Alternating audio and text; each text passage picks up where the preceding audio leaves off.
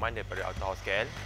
Okey, di sini kita akan menerangkan mengenai kereta tayar Continental MC6 Max Contact. MC bermaksud Max Contact, model yang generasi yang ke-6. Untuk tayar MC6 ni, dia adalah dalam kategori performance. Berbanding dengan dia Continental pattern lain seperti C66, lebih kepada comfort, dan UC6 adalah di tengah-tengah antara C66 dan MC6. Kelebihan pada tayar MC6 ni, bila kita boleh sebut pada tayar performance ni, dia semestinya grip pada keadaan kering ataupun basah. So kalau kita tengok ke sini, dia punya bunga dia, kalau kita tengok alur di sini, dia ada lubang-lubang air, lubang-lubang yang boleh air itu pecah ke tempat lain. So dia akan grip pada batu hujan. Dan kalau kita tengok dia punya bunga tu pun dia macam bersepah macam ni.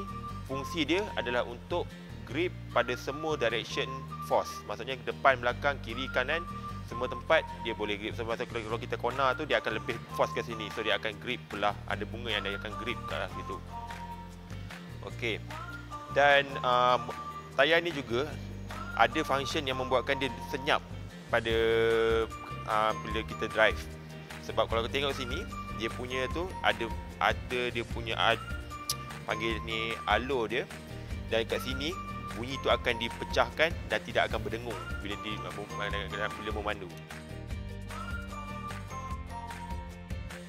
Tayar ni punya kualiti, tahan tak tahan masa laju tu, kita kena tengok apa binaan pada tayar ini. So kalau kita tengok pada MC6 ni, special dia ada 5 layer, 1 polyester, 2 steel, 2 polyamide. So 5 layer. So maksudnya kalau pada keadaan laju, dia punya struktur binaan ni memang boleh tahan pada kelajuan yang kita nak lah. Pada 200 km sejam pun tak ada masalah. Track wear, kalau kita tengok untuk tayar ni, track wear dia 340. Bermaksud kalau kebiasaan kalau tayar performance track wear dalam bawah 300 sampai ni 340, maksudnya bagus, boleh tahan lama untuk tayar ni, tak cepat haus. Itu kelebihan dia. Dan traction AA, temperature pun A, memang terbaik.